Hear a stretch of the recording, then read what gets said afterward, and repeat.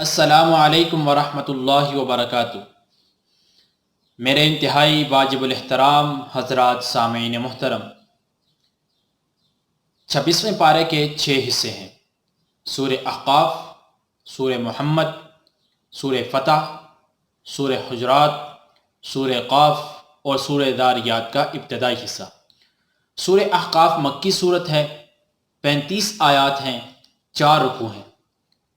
سورہ احقاف میں والدین کے ساتھ حسن و سلوک کرنے کا حکم ہے اور 2 متضاد نمونوں کو بیان کیا ہے، ایک فرما بردار اولاد کی صورت میں جس کا ٹھکانہ جنت ہے، اور دوسرا نافرمان اولاد کی صورت میں جو کفر کو اختیار کرتی ہے تو اس کا ٹھکانہ جہنم ہے۔ پھر مشرکین مکہ کو ڈرایا جا رہا ہے اور ان کے سامنے حضرت ہود علیہ السلام کی قوم کا واقعہ بیان کیا جا رہا ہے کہ جو طاقت کے اعتبار سے تم سے زیادہ تھے، لیکن جب وقت کے نبی کو جھٹلایا تو اللہ رب العزت کے عذاب سے سارے ہلاک ہو گئے۔ اگر تم بھی اپنی سرکشی سے باز نہیں آؤ گے تو تم پر بھی اللہ رب العزت کا عذاب آئے گا اور تم سارے بھی ہلاک ہو جاؤ گے۔ آگے سورہ محمد ہے۔ سورہ محمد مدنی صورت ہے، 38 آیات ہیں، 4 رکوع ہیں۔ نبی علیہ السلام کے اسم گرامی قرآن میں 4 مرتبہ آیا ہے: سورہ آل عمران میں، سورہ احزاب میں، سورہ محمد میں اور سورہ فتح میں۔ اس صورت کو سورہ قتال بھی کہتے ہیں کیونکہ اس کا موضوع جہاد اور قتال ہے۔ اس صورت کے ابتداء میں مومنین اور کفار کے درمیان فرق کو بیان کیا ہے کہ مومن حق کی اتباع کرنے والے ہیں، کافر باطل کی اتباع کرنے والے ہیں۔ مومنین کا ٹھکانہ جنت ہے، جو کفار ہیں ان کا ٹھکانہ جہنم ہے۔ اور پھر مومنین چونکہ جنت میں جائیں گے تو جنت کی نعمتوں کا تذکرہ ہے کہ جہاں پر ایسی نہریں ہوں گی جن کا پانی کبھی گدلا نہیں ہوتا، ایسے دودھ کی نہریں ہوں گی جس کا ذائقہ کبھی تبدیل نہیں ہوتا، ایسے شراب کی نہریں ہوں گی، خالص شہد کی نہریں ہوں گی، رنگ برنگ پھل پھول ہوں گے جس میں جنتی خوش و خرم زندگی بسر کریں گے۔ پھر ایسے آدمی کا حال بیان کیا ہے جس کو مال و ملال حاصل ہوتا ہے، مقام اور مرتبہ حاصل ہوتا ہے، کوئی منصب حاصل ہوتا ہے، کوئی عہدہ حاصل ہوتا ہے، سرداری حاصل ہوتی ہے، تو وہ رشتے کو نہیں نبھاتا۔ اس شخص کے حال کو بیان کیا ہے۔ اور آج بھی ہمارے درمیان بھی ایسے افراد موجود ہیں کہ جب ان کو مقام اور مرتبہ حاصل ہوتا ہے تو وہ رشتے کو نہیں نبھاتے۔ انسان کو اپنی اوقات یاد رکھنی چاہیے، اپنی اوقات سے باہر نہیں نکلنا چاہیے۔ جس خدا نے انسان کو ماہ و ملال دیا ہے، مال دیا ہے اور مقام اور مرتبہ دیا ہے، عہدہ دیا ہے، وہی خدا، وہی اللہ اس سے وہ چیز چھین بھی سکتا ہے۔ انسان کو اس چیز پر شکر ادا کرنا چاہیے۔ پھر آخر میں اللہ اور اس کے رسول کی مخالفت کا انجام بتلایا ہے کہ ان کی مخالفت کی صورت میں اعمال برباد ہو جاتے ہیں۔ اس صورت میں ہمیں یہ سبق ملتا ہے کہ اگر مسلمان اللہ کے دین پر استقامت سے ڈٹے رہے اور اسلام کے لیے اٹھ کھڑے ہوں اور تو ضرور بضرور اللہ رب العزت ان کی مدد کریں گے اور اللہ رب العزت ان کو ثابت قدم رکھیں گے۔ آگے سورہ فتح ہے۔ سورہ فتح مدنی صورت ہے، 29 آیات ہیں، 4 رکوع ہیں۔ سورہ فتح صلح حدیبیہ سے واپسی کے موقع پر نازل ہوئی ہے۔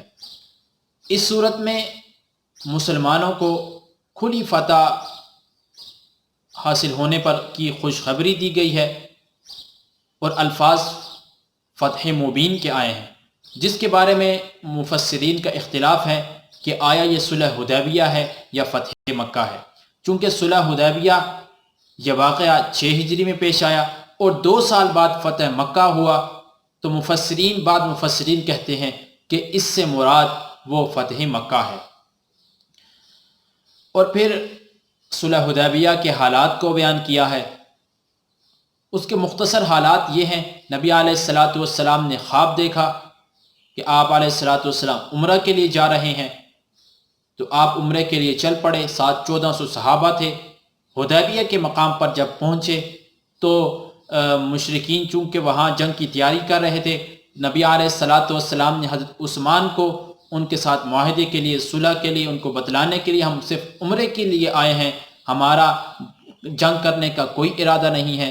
تو ان مشرکین نے یہ خبر مشہور کر دی کہ حضرت عثمان کو شہید کر دیا ہے۔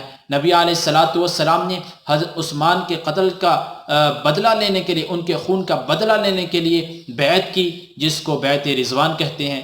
پھر نبی علیہ الصلاۃ والسلام کا، مومنین کا، مسلمانوں کا اور کفار کا آپس میں صلح ہوئی، جس کو صلح حدیبیہ کہتے ہیں۔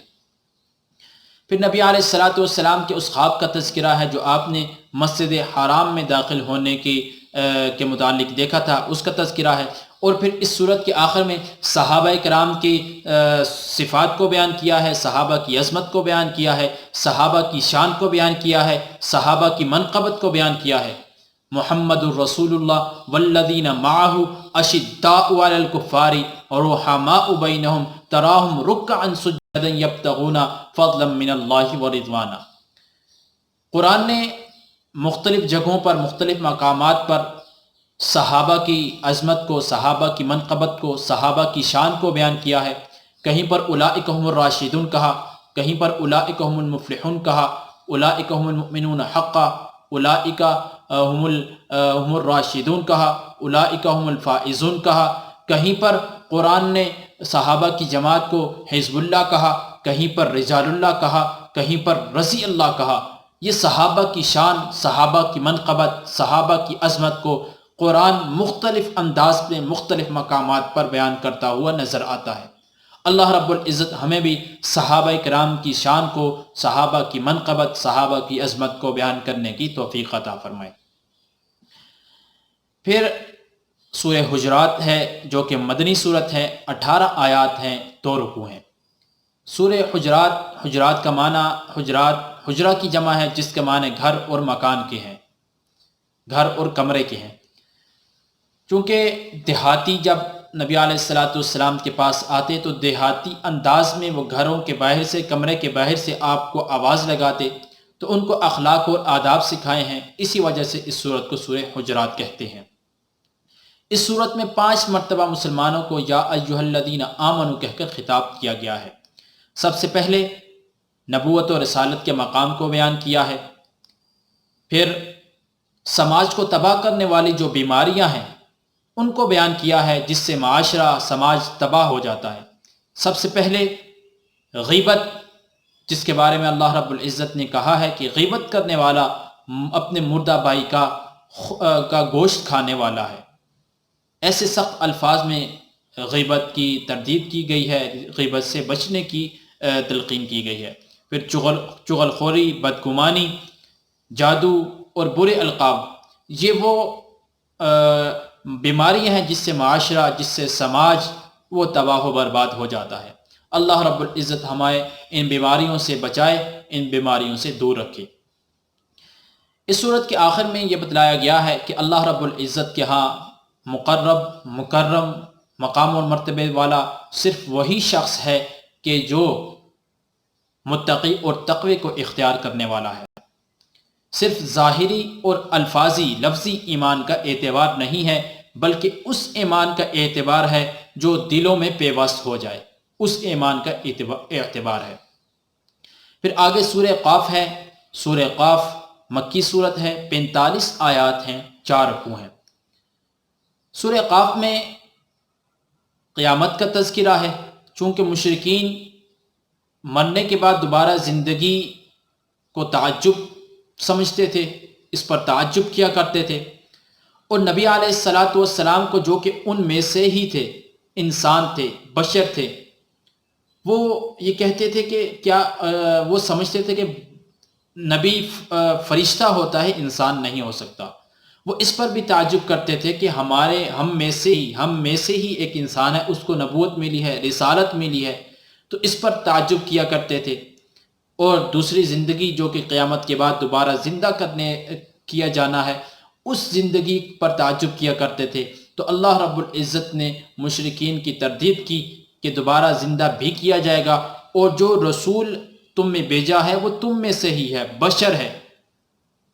استاد محترم مولانا الیاس گھمت صاحب حفظہ اللہ تعالی وہ کہتے ہیں کہ اس زمانے کے کچھ لوگ اور اس زمانے کے کچھ لوگ ایک نقطے پر متفق نظر آتے ہیں۔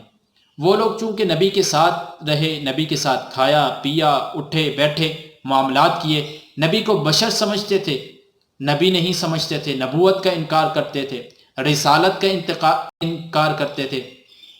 اور جو آج کے کچھ لوگ ہیں وہ چونکہ نبی کے ساتھ نبی کو نہیں دیکھا، نبی کی نبوت پر تو ایمان لائے ہیں لیکن نبی کو بشر نہیں مانتے، تو دونوں اس نقطے پر متفق ہیں کہ نبی بشر نہیں ہوتا۔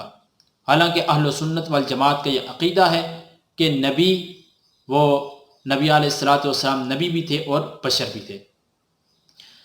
پھر آگے قوم نوح، قوم سمود، قوم عاد، قوم فرعون اور ان کے اخوان، ان کے بھائی، اور قوم لوط، اس کا تذکرہ ہے جنہوں نے نبیوں کو جھٹلایا اور اللہ رب العزت کے عذاب کے مستحق ٹھہرے اور اللہ رب العزت کے عذاب میں سارے ہلاک ہو گئے۔